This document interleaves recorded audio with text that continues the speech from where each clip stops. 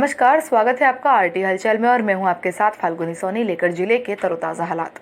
चलिए सबसे पहले नजर डालते हैं आज की हेडलाइंस पर। लोकसभा उपचुनाव को लेकर पूर्व मुख्यमंत्री कमलनाथ ने सभा को किया संबोधित। रंगोली प्रतियोगिता हुई आयोजित, महिलाओं ने गरम मसाले से बनाई रंगोलियां। महामंडलेश्वर कंप्यूटर बाबा सड़क दुर्घटना में हुए घायल।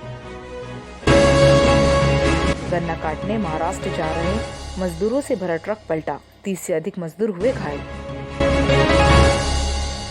और अब गतिविधियां विस्तार के साथ।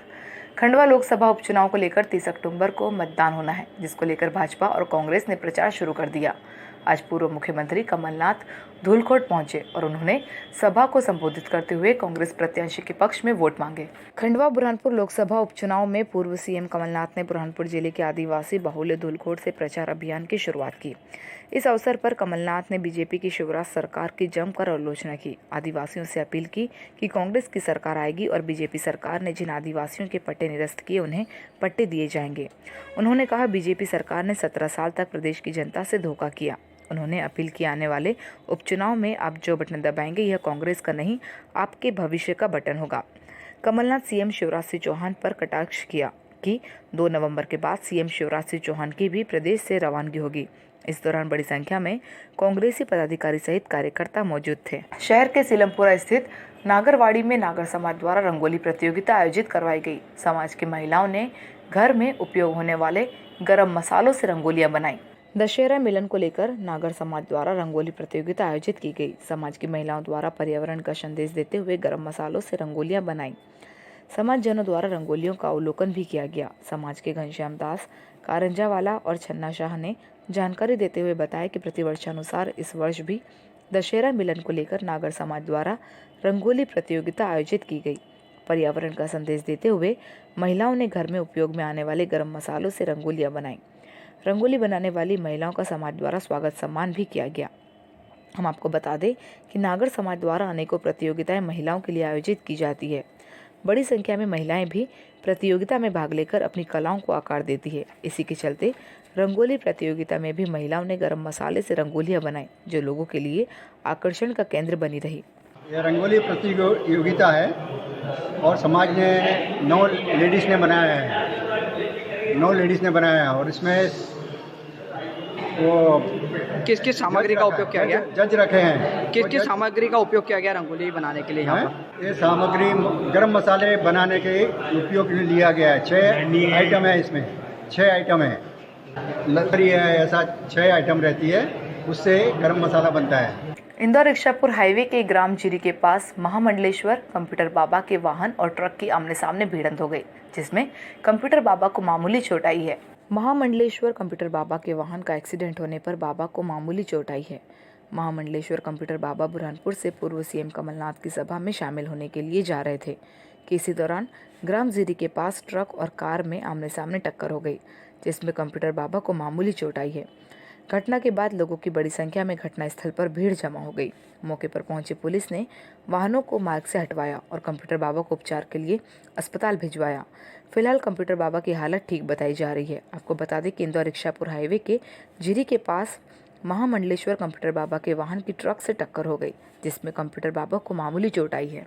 ग्राम सारोला के पास मजदूरों से भरा ट्रक पलटने पर 30 से अधिक मजदूर घायल हो गए, जिनमें बच्चे, महिला भी शामिल है। सभी घायलों का जिला अस्पताल में उपचार जारी है।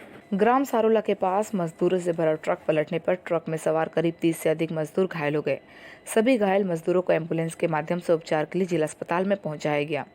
प्राप्त जानकारी के अनुसार सभी मजदूर महाराष्ट्र गन्ना काटने के लिए ट्रक में सवार होकर जा रहे थे। इसी दौरान ग्राम सारोला के पास मोटरसाइकिल को बचाने के चक्कर में ट्रक पलटी हो गया। ट्रक पलटने से 30 लोग घायल हो गए, जिसमें बच्चे, महिला भी शामिल है। सभी घायलों का जिला अस्पताल में उपचार चल रहा है। बुरहानपुर जिले में तेज बारिश होने के कारण इंदौर इच्छापुर नेशनल हाईवे का शनवारा चौराहा तालाब में तब्दील हो गया, जिस कारण वाहन चालकों को काफी परेशानियों का सामना करना पड़ा। बुरहानपुर जिले में झमाझम बारिश होने से इंदौर इच्छापुर नेशनल हाईवे का शनवारा चौराहा तालाब में तब्दील हो गया, जिस कारण वाहन चालकों को परेशानियों का सामना करना पड़ा।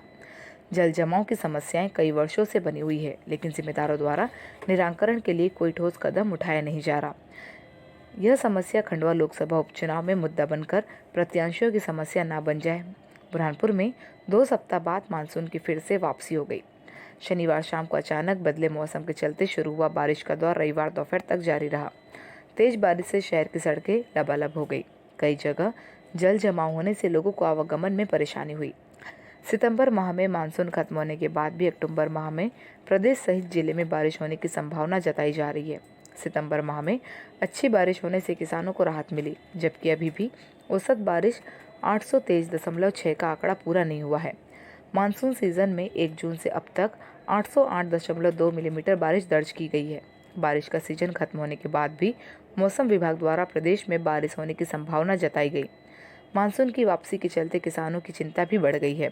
खेतों में तैयार सोयाबीन, मक्का सहित कपास फसलों में नमी बढ़ेगी। किसानों द्वारा खेतों में काटकर रखी ज्वार, कपास और अन्य उपज को बारिश के पानी से बचाने के लिए प्रयास करना शुरू कर दिए हैं। ग्राम भोटा के पास महाराष्ट्र की ओर से आ रहे युवकों की बाइक अनियंत्रित होने पर दोनों युवक गिरने से गंभीर रूप से घायल हो गए। दोनों घायलों को उपचार के लिए जिला अस्पताल में भर्ती किया। ग्राम भोटा के पास बाइक हादसे में 2 युवक घायल हो गए। घायलों को उपचार के लिए जिला अस्पताल में भर्ती किया।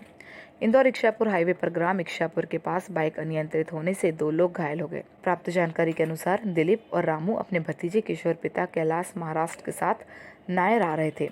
भोटा फाटे के पास बाइक स्लिप होने से दोनों घायल हो गए। राहगीरों की मदद से दोनों घायलों को उपचार के लिए जिला अस्पताल में भर्ती कराया गया।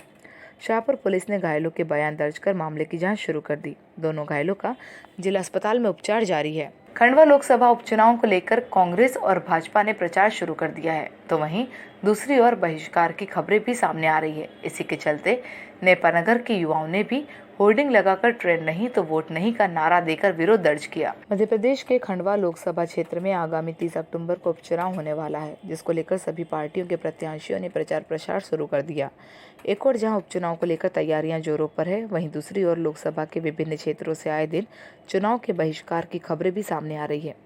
चाहे वो भीखनगांव का नहर नहीं तो वोट नहीं का मामला हो या धुलखोट का रोड नहीं तो वोट नहीं का मामला। ऐसा ही एक और मामला रविवार को नेपानगर में भी देखा गया, जहां नगर के विभिन्न चौराहे पर युवाओं द्वारा ट्रेन नहीं तो वोट नहीं के बैनर लगाए गए। आपको बता दें कि इसके पहले भी पिछले साल दिसंबर के महीने में नेपानगर में रेल रोको आंदोलन किया गया था, जिसमें रेलवे द्वारा 40 से अधिक लोगों पर रेल अधिनियम की विभिन्न धाराओं के अंतर्गत अपराध पंजीबद्ध किया गया था।